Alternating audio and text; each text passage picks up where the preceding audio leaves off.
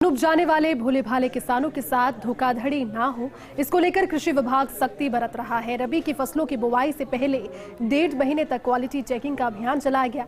बड़ी बात इसमें यह है कि इस बार खरीफ सीजन के दौरान चलाए गए अभियान की तुलना में सैंपल्स भले ही कम लिए गए हों, लेकिन कार्रवाई अधिक से अधिक की गई। देखिए इस पर हमारी खास रिपोर्ट।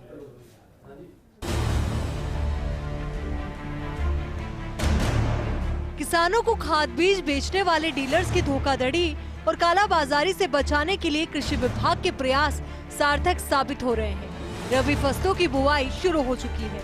अक्टूबर के पहले सप्ताह से ही सरसों, चना, जौ, गेहूं आदि फसलों की बुआई शुरू हो चुकी थी, जो अब अंतिम चरण में है, जिससे किसानों को अच्छे बीज मिल सके, खाद की गुणवत्ता सही हो और जिन दवाइयों यानी पेस्टिसाइड का वे उपयोग करने जा रहे हैं, उसकी गुणवत्ता मानकों के अनुरूप हो। इसे निर्धारित करने के लिए कृषि विभाग ने 13 सितंबर से 31 अक्टूबर तक गुण नियंत्रण अभियान चलाया है। इस चेकिंग अभियान में प्रदेश भर में सख्ती बरती गई है। खरीफ सीजन में 8,565 दुकानों से सैंपल लिए गए थे, जबकि इस बार 4,548 सैंपल ही लिए गए।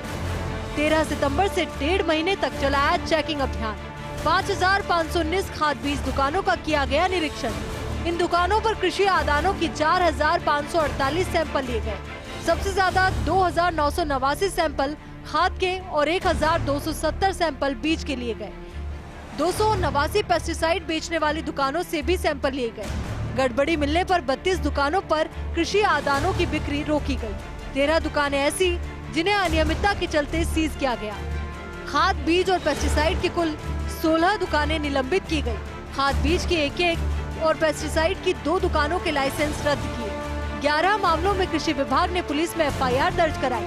154 अन्य दुकानों पर कृषि विनियम उल्लंघन पर कार्रवाई की गई। कृषि विभाग की ओर से चलाए गए अभियान के तहत सबसे ज्यादा फोकस खाद की उपलब्धता और जांच को लेकर चल रहा है। कुछ जिलों में DAP और यूरिया की रैक लगने में हुई देरी के चलते कई डीलर्स ने कालाबाजारी की। इस तरह की शिकायतें मिलने पर कृषि विभाग ने कंट्रोल रूम स्थापित किया। कंट्रोल रूम में मिली शिकायतों को वेरीफाई कर जांच की गई। अभियान में कृषि विभाग के 400 से ज्यादा कृषि निरीक्षकों ने खाद, बीज और पेस्टिसाइड के सैंपल लिए। तो इस रबी अभियान के दौरान हमने लगभग 4,500 सैंपल जो है वो कलेक्ट किए, जिनका विभिन्न लैबों में भी एनालिसिस चल रहा है। ड्यूरिंग इंस्पेक्शन कुछ शॉप्स पे जो कमियां पाई गई थी, जहां हमारे पास शिकायतें आई थी, उनका हमने विशेष प्रायोरिटी पे इंस्पेक्शन कराया था और ऐसे इनपुट डीलर्स के विरुद्ध हमने कार्रवाई करते हुए लगभग 32 का तो हमने बिक्री पे रोक लगाई थी। लगभग 11 के विरुद्ध हमने FIR कराई है।